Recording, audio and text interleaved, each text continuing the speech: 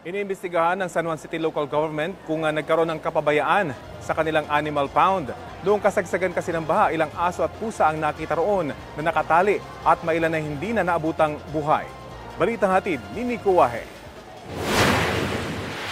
Sa kasagsagan ng pananalasan ng habagat na pinalakas ng bagyong Karina, marami ang nagtag kay Veron, isang animal rescuer, sa video na ito na kumakalat sa social media.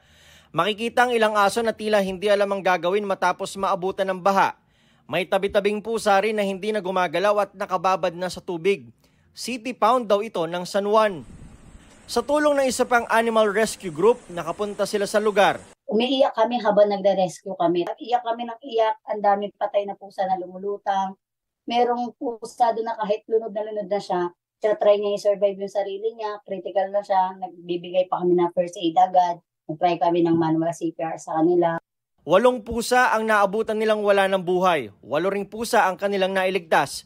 Nakapag-rescue rin sila ng 20 aso. Dinala mga nasagip sa shelter ng Animal Rescue Group sa Cubao at sa Angono, Rizal. Bago pa man daw bumaha, kalunos-lunos na raw ang pinagdaraanan ng mga aso at pusa sa pound, ayon sa mga nakausap ni Veron ng mga residente sa lugar. Na-torture lang na yung mga hayop doon kapag wala daw naka-adapt. Alam po ng 30K na umaabot tagpas tao yung baha doon. Hindi niya pa rin po pinakawalan. Kinumpirma ng LGU ng San Juan City na kanila ang pound.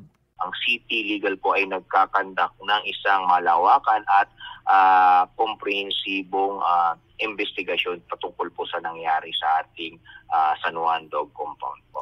Unang beses daw itong nangyari, pero sinisiguro raw nilang may mananagot pag may nakitang kapabayaan at kung mapapatunayan din na may nangyayaring pang-torture sa mga hayop doon. Hopefully sana hindi ito ay just an isolations, but we will try to investigate. We will hold any employees, officers ng city government na mapapatunayan natin na hindi tumalimas sa kanilang mga obligasyon.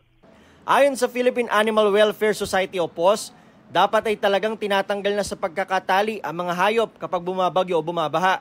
Wag na wag silang iiwan sa cage o nakatali. May greater responsibility ang mga city pounds over and above individuals and private citizens. Kasi sila yung in charge dun sa animal control facility.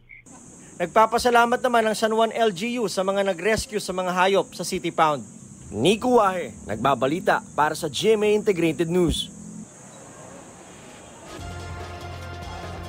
Kapuso, alamin ang maiinit na balita. Bisitahin at mag-subscribe sa GMA Integrated News sa YouTube. Sa mga kapuso abroad, samahan nyo kami sa GMA Pinoy TV at sa www.gmanews.tv.